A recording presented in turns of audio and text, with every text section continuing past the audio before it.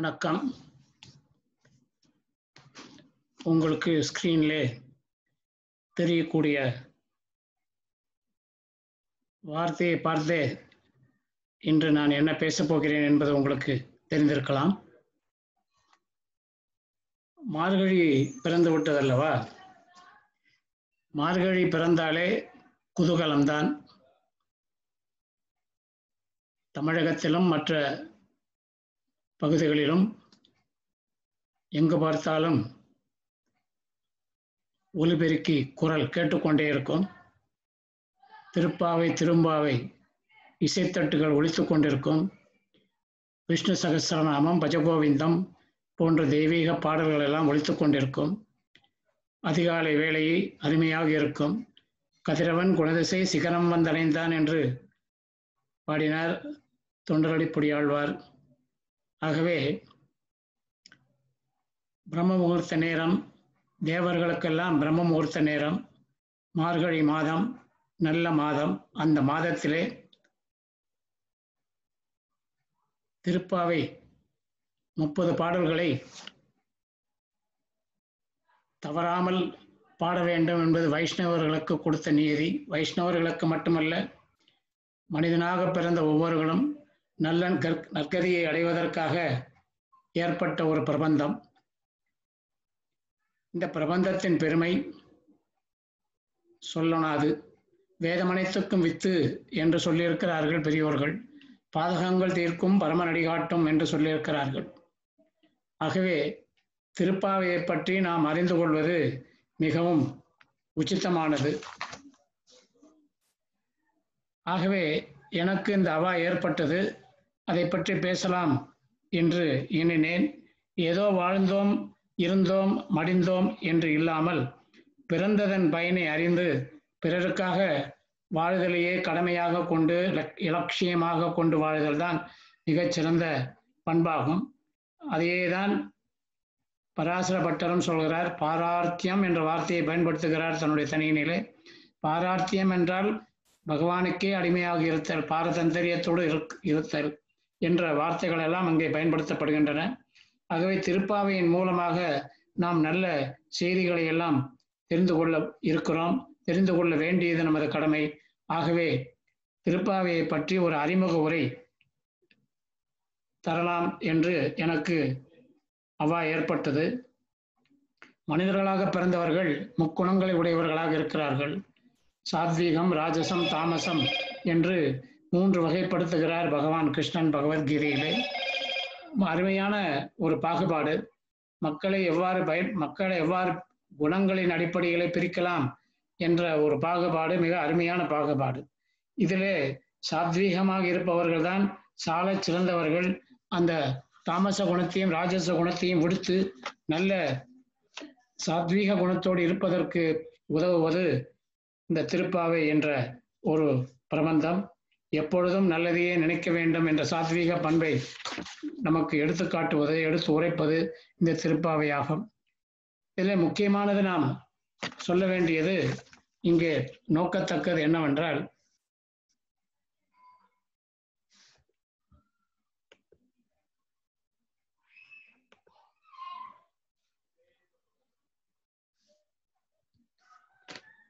அர்த்த பஞ்சகம் என்ற ஒரு சொல் 5 விஷயங்கள் இங்கே சொல்லப்படுகிறது.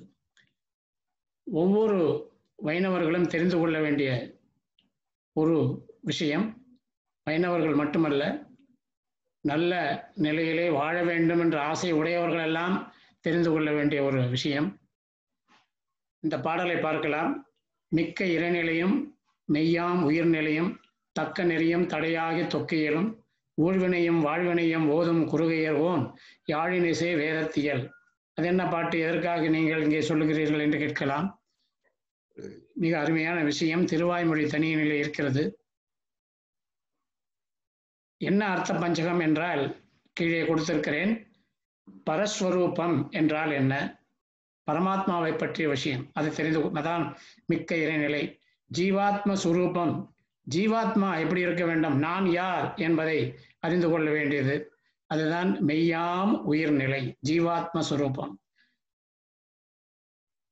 பல புருஷார்த்த ஸ்வரூபம். நம்முடைய இலக்கு என்ன? தக்க நெறி. உபாய ஸ்வரூபம் தக்க நெறி என்ன? அந்த உபாய ஸ்வரூபம் எப்படி அந்த இலக்கை நோக்கி நாம் செய்ய வேண்டும். அடுத்தது இதையெல்லாம் அடையும் பொழுது நமக்கு வருகின்ற தடையாகிய தொக்கியல் விரோதி ஸ்வரூபம் என்று விரோதிகள் எல்லாம் தடைகள் நமக்கு வருகின்றன. நாம் நல்ல வழியிலே செல்வதற்கு என்ன தடைகள் வருகின்றன என்றெல்லாம் பார்க்கிறோம். கடைசிய பலஸ்வரூபம் வாழ்வினையும் ஓதும் வேதம். பலன் இதனால் நாம் அடையக்கூடிய பலன் என்ன? ஆகவே பிராபியம் பிராபகம், அடையத்தக்கது எது, அடையும் வழி எது, எல்லாம் இறைவன். நாராயணனே நமக்கே பறை தருவான் என்று சொல்கிறாள் ஆண்டாள். அந்த கருத்தை மிக விரிவாக இங்கே சொல்லப்படுகிறது. ஒன்று பரஸ்வரூபம், பரமாத்ம சுரூபம். இரண்டாவது ஜீவாத்ம சுரூபம், ஜீவாத்மாவின் தன்மை. மூன்றாவது இலக்கு, என்ன இலக்கு வேண்டும், உபாய சுரூபம் தக்க நெறி. அது மட்டுமல்ல, அதனால் வரக்கூடிய விரோதி சுரூபம், என்னென்ன தடைகள் நமக்கு வருகின்றன என்பதை பார்க்க வேண்டும். அடுத்தது என்ன பலன், முடிவிலே நமக்கு என்ன பலன், அடையும் வழி என்ன பலன் கிடைக்கிறது என்பதையும் நாம் நினைத்து பார்க்க வேண்டும். ஆகவே திருவாய்மொழியிலே, நம்மாழ்வார் பாடிய திருவாய்மொழியிலே முதன்முறையாக இது சொல்லப்படுகிறது. இந்த அர்த்த பஞ்சகம் திருவாய்மொழியிலே 20 பாடல்களிலே அதனுடைய அர்த்தம் விளக்கப்படுகிறது. திருவாய்மொழி முழுவதுமே இதுதான் சொல்லப்படுகிறது. குறிப்பாக 5 பத்துக்களிலே இதை நாம் அறியலாம். இது முதல் தெரிய வேண்டிய நமக்கு விஷயம். ஆகவே ஆழ்வார்களிலே ஆண்டாளுக்கு ஒரு விசேஷமான ஒரு தன்மை உண்டு. பெண்ணாக பிறந்து விட்டால், அந்த பெண் பாவனையிலே பிறந்ததனால் எளிதாக பெருமாளை அடையக்கூடிய உபாயம் அவளுக்கு கிடைத்தது. என்ன விஷயம் என்று நீங்கள் கேட்கலாம். ஆழ்வார்கள் மற்ற 11 பேருமே ஆண்களாக பிறந்தார்கள். பகவானை அடைவதற்கு பெண் சுரூபமாக இருந்தால்தான் எளிது என்று எண்ணி அவர்கள் தங்களை நாயகி பாவமாக ஏற்றுக்கொண்டு பாசுரங்களை பாடி பக்தியை செலுத்தினார்கள். இறைவனை அடைவதற்காக வழிபார்த்தார்கள்.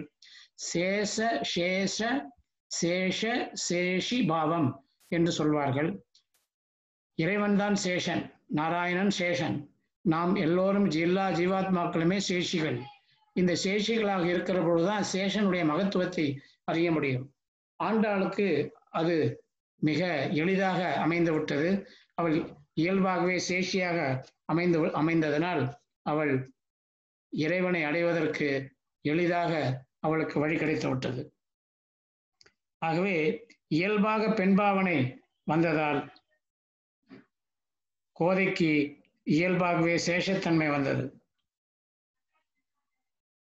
அதுதான் பராசரப்பட்டர் சொல்கிறார், நீலாதுங்க ஸ்தனகிரி தடிசுக்த முக்தோத்திய கிருஷ்ணம் பாரார்த்தியம் ஸ்வம் ஸ்ருதி சத சர சித்த மத்தியாபயந்தி சோஜிஷ்டாயாம் சிரஜ நிகழிதம் யாபலாத் கிருத்திய புங்கே கோதாதஸ்மை நம இடவிதம் பூய ஏவாஸ்து பூயகா என்று ஒரு தனியன் பராசரப்பட்டர் சொல்கிறார். பராசரப்பட்டர் மனம் வருத்தத்துடன் திருக்கோட்டியூரில் இருக்கிற பொழுது பக்தர்களெல்லாம் சென்று ஆண்டாளை பற்றி நீங்கள் தனியன்கள் எழுத வேண்டும், மற்ற ஆழ்வார்களை பற்றியும் தனியன்கள் எழுத வேண்டும் என்றெல்லாம் கேட்டுக்கொண்டதற்கிணங்க இங்கே சொல்லுகிறார். நீலாதுங்கஸ்தனகிரி, நீலா என்றால் நப்பெண்ணை பிராட்டி, துங்கஸ்தனகிரி என்றால் உயர்ந்த மலை போன்றிருக்கும் மார்பகத்தின் மீது தடி சுத்த தலை வைத்து முற்போத்திய கண் வளரும் கிருஷ்ணம் கண்ணபிரான். கண்ணபிரான் எங்கே இருக்கிறான்? நப்பெண்ணினுடைய திருமார்பிலே தன் தலையை வைத்து படுத்துக் கொண்டிருக்கிறான். தலை வைத்து கண் வளர்தல் என்றால் தூங்கிக் கொண்டிருக்கிறான். அந்த கண்ணபிரானை பார்த்து பாரார்த்தியம் ஸ்வம் என்கிறார். உனக்கு நாங்கள் அடிமை. பாரார்த்தியம் என்றால் அடிமை. பாரார்த்திய சுரூபம் தான் பரமாத்ம சுரூபத்தை அடைவதற்கு உண்டான ஒவ்வொரு ஜீவர்களுக்கும் வேண்டியது. அந்த பாரார்த்தியம் என்ற ஒரு பண்பை இங்கே நிலைநாட்டுகிறாள் ஆண்டாள். ஸ்ருதி சத சிர சித்த மத்தியா பயந்தி. ஸ்ருதி சதசிர சித்தியா என்றால் உபனிஷத்துக்களிலே இந்த கருத்து தான் சொல்லப்பட்டிருக்கிறது என்று தெரிந்து கொள்ள வேண்டும். மத்யா பயந்தி என்றால் உபதேசம் செய்கின்ற உபதேசம் சொல்லப்பட்டிருக்கிறது. சோசிஷ்டாயாம் என்றால் சொற்களால் சிரஜினிகளிடம் தொடுக்கப்பட்ட பாமாலை. ஆண்டாள் திருப்பாவை பாடினாள். 143 பாடல்கள் கொண்ட நாச்சியார் திருமாலை, நாச்சியார் திருமொழி என்ற ஒரு பாமாலை தொடுத்தாள். யாபலாத் கிருத்திய பலவந்தமாக அந்த பாமாலையின் மூலம் கிருஷ்ண பரமானை கட்டிவிட்டாள். அனுபவித்து அந்த ஆண்டாளை கட்டிவிட்ட ஆண்டாளை, கிருஷ்ணனை தன்னுடைய பாமாலையால் கட்டிய ஆண்டாளை நாம் நமஸ்கரிப்போம் என்று சொல்லுகிறார். ஆகவே இந்த பாட்டினுடைய அர்த்தம் என்ற உபனிஷத்துக்களுக்குள்ளே சொல்லக்கூடிய கருத்துக்கள், அதான் வேதம் அனைத்துக்கும் வித்து என்று திருப்பாவை பற்றி சொன்னார்கள். நல்ல கருத்துக்களை எல்லாம் தேடி அந்த திருப்பாவையிலே கொடுத்திருக்கிறார். பகவான் கிருஷ்ணன் சொன்னது பகவத்கீதை, ஆண்டாள் சொன்னது பகவதி கீதை என்று சொல்கிறார். பகவத்கீதையை விட பகவத்கீதை மேலானது. ஏனென்றால் இயல்பாக நேரடியாக பகவானை அனுபவித்த ஒரு பண்பு அவரிடம் இருக்கிறது. அந்த கோதோ உபனிஷத்திலே மிக சுருக்கமாக வேதங்களிலும் உபனிஷத்துகளிலும் சொல்லப்பட்ட கருத்துக்கள் இங்கே சொல்லப்பட்டிருக்கிறது. அவளை பற்றி சொல்லுகிற போது மணவாள மாமுனிகள் அருளி செய்த பாசுரங்களை இங்கே பார்க்கிறோம். 5 குடிக்கு ஒரு சந்ததியாய் ஆழ்வார்கள் விஞ்சி நிற்கும் தன்மைகளாய், அருமையான ஒரு வார்த்தையை போட்டிருக்கிறார் மணவாள மாமுனிகள். 5 குடிக்கு ஒரு சந்ததியை, 5 குடி என்றால் 5 லட்சம் பெண்களுக்கெல்லாம் ஒரு சந்ததியாக, ஒரு பெண்ணாக ஒரு பிரதிநிதியாக அவள் வருகிறாள். 5 லட்சம் குடி, 5 லட்சம் பேர் எங்கே இருந்தார்கள்? கோபியர்கள் ஊரிலே துவாரகாபுரியிலே இருந்தார்கள், அன்று இருந்தார்கள். இன்று திருவல்லிபுத்தூரிலே இருக்கிறார்களா? இருக்கிறார்கள் என்று அவள் அனுகாரம் செய்து கொண்டிருக்கிறாள். அதற்காக ஒரு 10 பெண்களை தேர்ந்தெடுக்கிறாள். அந்த 10 பெண்கள் தான் 5 லட்சம் குடி. அந்த 5 லட்சம் குடிக்கு ஒரு சந்ததியாக இருக்கிறாள் இந்த பெண்மணி ஆண்டாள். அது மட்டுமல்ல, 11 ஆழ்வார்கள் அதை 5ஆக பிரிக்கிறார்கள். முதல் 3 ஆழ்வார்கள் 1, திருமழிசை ஆழ்வார், திருப்பான் ஆழ்வார்கள் எல்லாம் ஒரு வரிசையை சேர்த்து விட்டு இதை 5ஆக பிரித்து ஒவ்வொருவர்களும் 1 லட்சம், 5 லட்சம் என்று கணக்கெடுக்கிறார்கள். அந்த 5 லட்சம் அந்த 5 குடிக்கு ஒரு சந்ததியாக இருக்கிறாள். அந்த ஆழ்வார்களை எல்லாம் விஞ்சி விட்டாள். 5 வயது பெண், 5 வயது பெண் 30 திருப்பாவையையும் 143 நாச்சியார் திருமொழியும் பாடிவிட்டாள். பிஞ்சில் பழுத்தாளை, அதான் பிஞ்சில் பழுத்தாளைங்கிறார் ஆண்டாளை. அந்த அத்தகைய ஆண்டாளை நாம் தினந்தோறும் தவறாமல் வணங்க வேண்டும், சந்தோஷமாக மகிழ்ந்து. இன்றோ திருவாடிப்பூரம், திருவாடிப்பூரத்திலே அவதரித்தாள். எமக்காக ஒன்றோ இவ்வாண்டாள, நமக்காக அல்லவா அவள் இந்த உலகத்திலே அவதரித்தாள். குன்றாத வாழ்வான வைகுந்தவான் போகன் தன்னை, குறைவில்லாத வாழ்வு எங்க வைகுந்தத்திலே போய் நாம் சேர வேண்டும். அந்த இகழ்ந்து ஆழ்வார் திருமகளானாய், அந்த வைகுண்டத்திலிருந்து இங்கு வந்து நமக்காக ஆழ்வார் திருமகளாக இங்கே அவதரித்தாள் என்று மணவாள மாமுனிகள் அருளி செய்கிறார்கள். பெரியாழ்வார் பெண் பிள்ளையாய், விஷ்ணு சித்தர் என்று அவருக்கு பெயர், அவருக்கு பெரியாழ்வார் என்று அவருடைய செயலினால் பல்லாண்டு பாடியதனால் வந்தது. அவர் கண்டெடுத்த அந்த பெண் பிள்ளையான ஆண்டாள் பிறந்த திருவாடிப்பூரத்தின் சீர்மை ஒரு நாளைக்கு உண்டோ, ஒரு நாளைக்கு சொல்ல முடியுமா? அத்தகைய மனமே உணர்ந்து பார், நீ நினைத்துப்பார். ஆண்டாளுக்கு உண்டாகில் ஒப்பிதற்கும் உண்டோ, ஆண்டாளுக்கு ஒப்பு யாரும் இல்லை என்று ஆண்டாளை பற்றி பிரமாதமாக மணவாள மாமுனிகள் இங்கே பாடுகிறார்கள். அத்தகைய ஆண்டாள் திருப்பாவை எதற்காக பாடினாள் என்று யோசிக்கலாம். இந்த நோன்பு எங்கிருந்து வந்தது, எதற்காக அவளுக்கு தோன்றியது என்று நாம் யோசிக்கின்ற பொழுது, பெரியாழ்வார் தான். பெரியாழ்வார் சிறு வயதிலேயே அவளுக்கு உபதேசம் செய்து விட்டார். அந்த குழந்தை வளர வளர தந்தையார் செய்யக்கூடிய செயல்களை எல்லாம் உற்று நோக்கி கொண்டு பெருமாளையே நினைக்கக்கூடிய ஒரு இயல்பான தன்மை அவளுக்கு வந்து விடுகிறது. அப்பொழுது தந்தையார் தொடுக்கின்ற மாலையை பார்க்கிறாள். தான் அம்மாலையை சாற்றி கண்ணாடி முன் நின்று அனுபவிக்க வேண்டும் என்று நினைக்கிறாள். மாதிரியே நினைக்கிறாள். அந்த மாதிரி மாலையை சாற்றிக் கொள்கிறாள். தினந்தோறும் அப்படி சாற்றிக் கொண்டு வைத்து விடுகிறாள். ஒரு நாள் அந்த மாலையை பெரியாழ்வார் அதை பார்க்காமல் எடுத்துக்கொண்டு செல்லுகின்ற பொழுது அதிலே ஒரு தலைமயிர் இருப்பதை கண்டு வருத்தமுறுகிறார். இது யாருடைய செயலாக இருக்கும் என்றும் அவர் எண்ணுகிறார். தன்னுடைய மகள்தான் இதை செய்திருக்க வேண்டும் என்று எண்ணிக்கொண்டு வருத்தமுற்று பகவானே சமைக்க வேண்டும் என்று கேட்டுக்கொண்டு அந்த மாலையை மாற்றி ஒரு புது மாலையை எடுத்துக்கொண்டு செல்கிறார். பகவான் சாற்றிவிட்டு வந்து விடுகிறார். பகவான் இரவிலே தோன்றி கனவிலே சொல்கிறார், பெரியாழ்வாரே, உமது மகள் சாற்றிக் கொண்ட மாலைதான் இனி நமக்கு வேண்டும், புது மாலை வேண்டாம் என்று சொல்கிறார். பெரியாழ்வாருக்கு புரிந்தது தன்னுடைய மகளினுடைய பிரேமை எந்த அளவுக்கு இருக்கிறது என்று. ஆகவே அந்த பெரியாழ்வார் மகளுக்கு கண்ணனுடைய லீலைகளை எல்லாம் சொன்னார். ஏனென்றால் தன்னுடைய திருமொழியிலே கண்ணனுடைய பிள்ளைத்தமிழ் என்று 260 பாடல்களை எல்லாம் அவர் பாடியிருக்கிறார். கண்ணனை அனுபவித்து பாடியிருக்கிறார். அந்த அனுபவங்களை எல்லாம் ஆண்டாளுக்கு சொன்னார். அந்த ஊருக்கு வந்த உபன்யாசகரும் சொன்னார், கண்ணனை அடைய வேண்டும் என்றால் ஆயர்குல பெண்கள் எல்லாம் என்ன நோன்பு நோற்றார்கள் என்று சொன்னார். கார்த்தியாயினி நோன்பு நோற்றார்கள். ஏனென்றால் கண்ணனோடு அவர்கள் உறவாடிய ஒரு விதம் அற்புதமானது.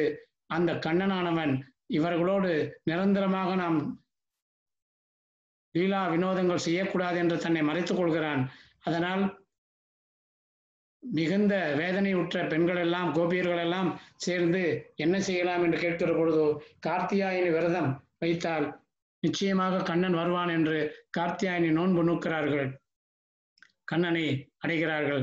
அதை கேட்டவுடன் ஆண்டாலும் நாமும் அந்த விரதத்தை நோற்போம், கண்ணனை அடைய வேண்டும் என்று எண்ணி தன்னுடைய வில்லிபுத்தூரையே ஆயர்வாடியாக மாற்றுகிறாள். ஆயர்வாடியாக தன்னை ஆயர்குல பெண்ணாக அனுகாரம் செய்து கொண்டு இடைநடையும் முடை நாற்றமும் ஒரு ஆட்சியாக தன்னை மாற்றிக்கொள்கிறாள். இந்த நோன்பை நோக்கிறாள். 30 மார்கழி மாதத்தை தேர்ந்தெடுக்கிறாள். ஏனென்றால் கிருஷ்ண பகவான் சொல்லியிருக்கிறார், மார்கழி மாதங்களிலே நான் தான் மார்கழி என்று சொல்வதற்கிணங்க அந்த மார்கழி மிகவும் சிறப்புற்ற தன்மை வாய்ந்தது. அந்த மார்கழி மாதத்திலே அவள் திருப்பாவை 30 பாடல்களையும் பாடுகிறாள். ஒவ்வொரு பெண்களையாக அழைக்கிறாள். எதற்காக அழைக்கிறாள்? கண்ணனோடு இணைய வேண்டும், கண்ணனோடு இணைய வேண்டும் என்பதே அவளுடைய குறிக்கோள். ஆகவேதான் தன்னுடைய திருமொழியிலே, நாச்சியார் திருமொழியிலே குறிப்பாக அதை சொல்லிவிட்டான். மானிடவர்க்கு அல்லில் நான் பேச்சுப்படேன் என்று சொல்கிறார். ஊனிடை ஆழி சங்கு உத்தமர்க்கு என்று குளித்து எழுந்த என் தடமுலைகள் மானிடர்க்கு என்று பேச்சுப்படில் வாழகில்லேன் கண்டாய் மன்மதனே. மன்மதனுக்கு அடிவுறுத்துகிறார். உடல் சுகத்துக்காக நான் இந்த உலகில் தோன்றவில்லை என்று சொல்கிறார். நாச்சியார் திருமொழி முழுவதுமே மன்மதனை அழைப்பதாகத்தானே அந்த பாடல் அமைந்திருக்கிறது. ஆகவே திருப்பாவை அவ்வாறு தோன்றியது. தன்னை அனுகாரம் செய்து கொண்டு அந்த திருப்பாவை பாடல்களை பாடுகிறாள். இதற்கு 2 தனியன்கள் இருக்கின்றன. அந்த தனியன்கள் ரொம்ப விசேஷமான தனியன்கள், எல்லோரும் தெரிந்து கொள்ள வேண்டிய ஒன்று. உய்யக்கொண்டார் அருளியது ஆளவந்தாருடைய சிஷ்யர். அன்னவயல் புதுவையாண்டாள் அரங்கற்கு பண்ணு திருப்பாவை விளபதியம். அன்னவயல் புதுவையாண்டாள், வயல்களெல்லாம் சூழ்ந்த அந்த ஸ்ரீவில்லிபுத்தூர், புதுவை என்பது இங்கே ஸ்ரீவில்லிபுத்தூரை குறிக்கும். அன்னங்கள் உலவுகின்ற வயல்களை உடைய புதுவை ஸ்ரீவில்லிபுத்தூரில் அவதரித்த ஆண்டாள் அரங்கற்கு ஸ்ரீ ரெங்கநாதனுக்கு பண்ணு திருப்பாவை, மிகச்சிறந்த ஆழ்ந்த கருத்துடைய திருப்பாவை, பல்பதியம், பல பதிகங்கள் இன்னிசையால் பாடி கொடுத்தாள். அரங்கனுக்கு என்று வருகிறது. கண்ணனைத்தானே அவர் தேர்ந்தெடுத்தாள். ஏன் அரங்கற்கு என்று கேட்டால் அரங்கனும் கண்ணனும் ஒன்றுதானே, வேறுபாடு இல்லையே. திருவரங்கநாதனையே வேண்டினாள். ஸ்ரீவில்லிபுத்தூரிலே எழுந்தருள் இருக்கக்கூடிய வடபெருங்கோயிலுடையானை எண்ணித்தான் அவள் நோன்பு நோக்கிறாள். வடபெருங்கோயிலுடையான், அரங்கன், கண்ணன், எல்லா பெருமாளும் ஒன்றுதான் என்ற எண்ணம் நமக்கு வர வேண்டும். பல்பதியம் பல பாடல்கள் அடங்கிய தொகுதியை இன்னிசையால் இசையோடு பாமாலை பூமாலை, நல்ல பாக்கள் அடங்கிய பாமாலை, அதற்கப்புறம் பூமாலை, பூமாலை சூடி கொடுத்தாள், சூடி கொடுத்த சுடர்கொடி என்று பெயர், சூடி கொடுத்தாலை சொல்லு, தினந்தோறும் அவளை பற்றி நாம் சொல்லிக் கொண்டே இருக்க வேண்டும். ஏன் சொல்ல வேண்டும்?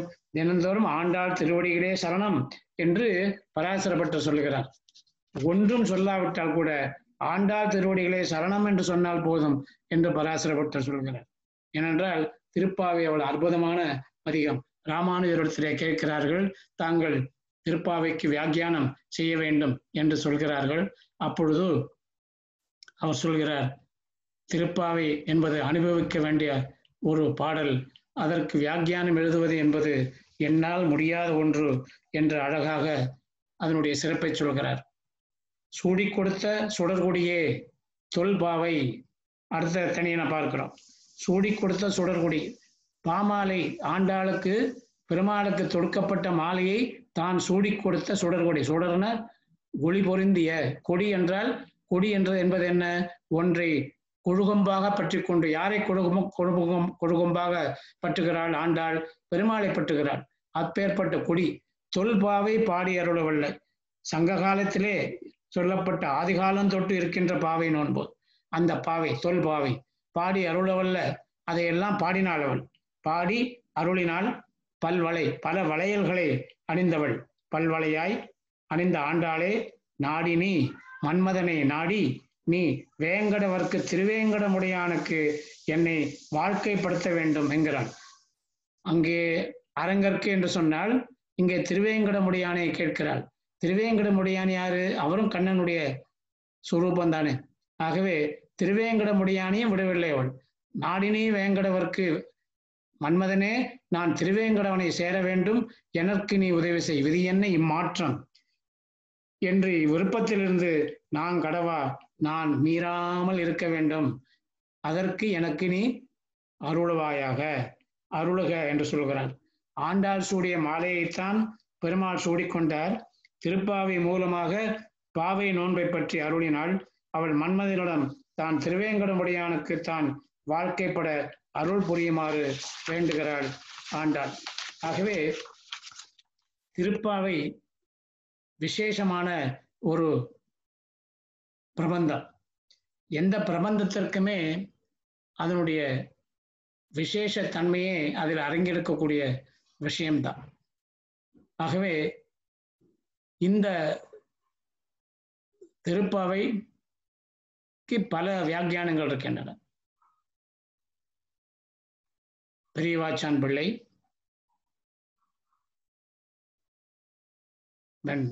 ஆயி ஜெகநாதாச்சாரியார், தொட்டாச்சாரியார் சுவாமிகள் சுவாபதேச உரைகள் எல்லாம் கொடுத்திருக்கிறார்கள்.